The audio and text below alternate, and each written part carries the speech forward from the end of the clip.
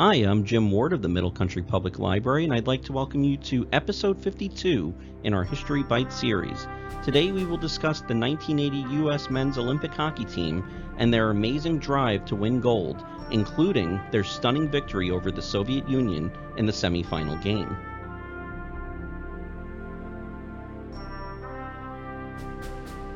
The U.S. team was hand-selected by the now legendary coach Herb Brooks, who was coming off an NCAA championship season with the Minnesota Golden Gophers. They represented some of the top amateur talent in the country, and many would go on to have long and storied NHL careers.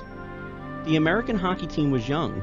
The average age was 21 and a half, but they made up for it with confidence. And confidence was something that was in short supply in America at the time. When the Lake Placid Olympics opened on February 13, 1980, it marked the 102nd day of the Iran hostage crisis. Americans were just coming off a decade of political scandal, energy crises, and crippling economic stagflation, plus the USSR had recently invaded Afghanistan.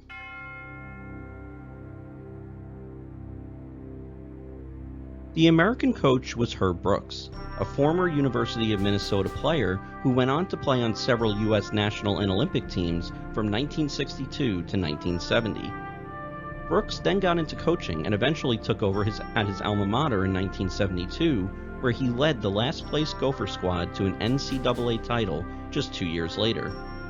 It would be the first of 3 crowns at the University of Minnesota for the coach, who added titles in 1976 and 1979 as well. Brooks was simply dominant, posting a 175, 100, and 20 record along the way. He was then named head coach of the U.S. men's Olympic hockey team for the 1980 Winter Olympics.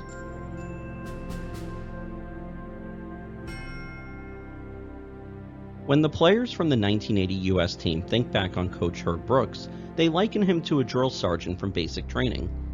It was difficult to live through, but afterward they came to appreciate Brooks's unconventional methods. Brooks's method was to unite his geographically diverse group of players from Massachusetts and Minnesota who were bitter rivals in college hockey by making himself the enemy. He used different psychological methods to achieve this. The players fondly remember unusual things he would say, known as Brooksisms. One famous line of his was, "You're playing worse every day, and right now, you're playing like it's next month." One of Brooks's classic motivational tricks was to purposely anger his players by pushing their buttons.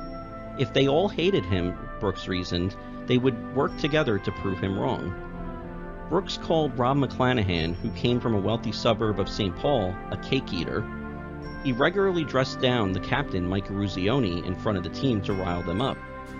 But Brooks's most famous ploy came after the demoralizing 10-3 loss to the Soviets in the final exhibition game.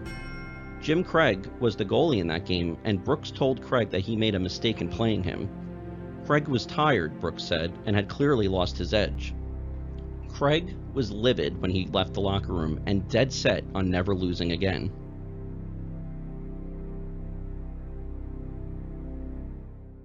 The Soviet hockey team, led by goaltender Vladislav Tretiak, was the clear favorite to bring home the gold at the 1980 Winter Olympics in Lake Placid, New York. The Soviets had won all 4 of the previous Olympics and had beaten the USA in all 12 matchups between 1960 and 1980, outscoring the Americans 117 to 26. The 1980 Soviet squad still had the Valery Karmelov, Vladimir Petrov, and Boris Mikhailov line, and other 70s stalwarts such as Helmuts Balderas and Alexander Maltsev. The team also featured Vladimir Krutov, Sergei Makarov, Slava Fetisov, and Alexei Kasatonov when they were in their early 20s. And the legendary Vladislav Tretiak was in goal. They were close to unbeatable. In fact, it took a miracle to beat them. Their coach was Viktor Tikhonov. His coaching career began in 1964 as an assistant with Dynamo Moscow. He landed his first head coaching job in 1968 with Dynamo Riga, but it wasn't until 1977 when he landed the 2 biggest coaching jobs in Soviet hockey. Tikhonov was named head coach of CSKA Moscow, otherwise known as the Red Army, and the Soviet national team. It was these two positions where Tikhonov made his mark.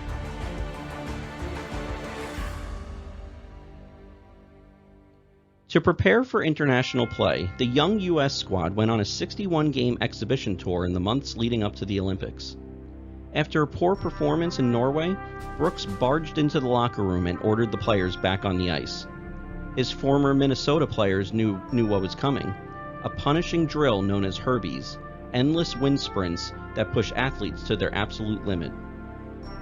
Team USA did Herbies for an hour straight that night in Norway until they learned the true meaning of one of their coach's favorite maxims: this team isn't talented enough to win on talent alone.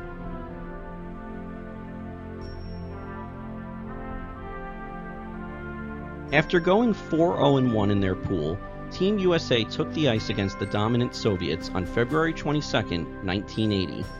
The much-anticipated game started at 5 p.m., but was broadcast on tape delay at 8 p.m. that night to capture a larger TV audience. A record 36 million American households tuned in.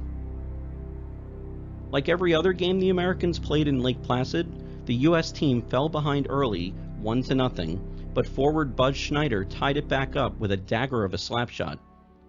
The Soviets answered minutes later to go up 2-1. Then, with just seconds left in the first period, forward Mark Johnson snagged a rare deflection from the Soviet goalie Tretiak and scored what many believe was the turning point of the game.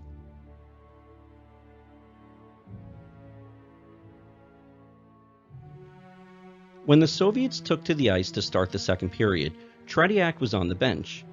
The Soviet coach was so enraged by Johnson's last-second goal that he replaced his godlike goalie with backup Vladimir Mishkin, giving the underdog Americans even more hope. After being shut out in the second period and going down 3-2 in the third, the Americans tied the score at 3-3 with Johnson's second goal of the night. While Johnson led the offense, Craig was absolutely amazing in goal. He recorded 36 saves that night for a .923 save percentage. But the hero that everybody remembers from the miracle game was Eruzione, the captain that Brooks loved to use as a punching bag. Receiving a perfect pass from Mark Pavelich, Eruzione took only his second shot of the night, a low, hard wrister that zipped past a kneeling defender and snuck under the Soviet goalie's outstretched pad. Team USA was up 4-3. Somehow, Craig and the U.S. defenseman held off a Soviet onslaught until the final seconds ticked off the clock, and play-by-play announcer Al Michaels improvised the most famous call in American sports history. Over to Ramsey. Bilyaletdinov gets checked by Ramsey. McClanahan is there. The puck is still loose. 11 seconds. You've got 10 seconds. The countdown going on right now. Morrow up to Schultz. 5 seconds left in the game. Do you believe in miracles? Yes! Unbelievable.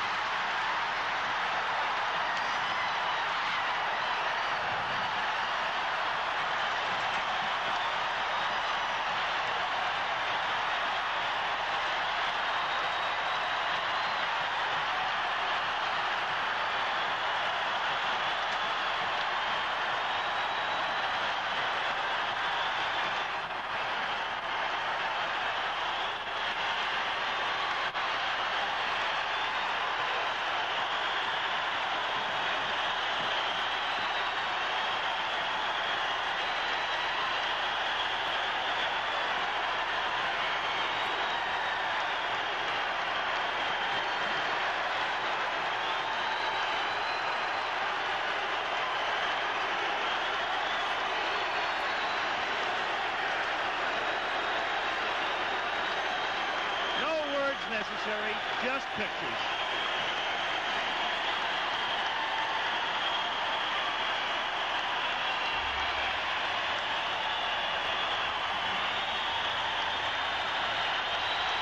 Four to three, the United States wins it. The teams congratulating each other after the game. The crowd still roaring. Look at.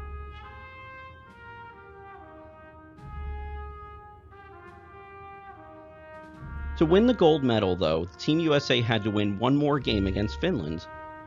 In the locker room before the championship match, which the Americans ultimately won 4-2, Brooks abandoned his mind games to deliver a heartfelt pep talk, though it's not as popular as the speech he gave before the team's semifinals game against the USSR.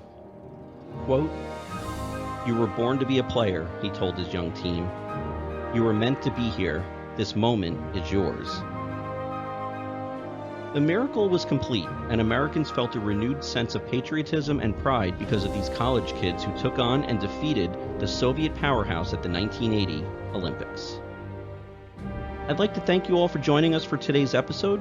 If you enjoyed it, click like, and if you watched on YouTube, hit subscribe. Thanks so much, and we'll see you all next time.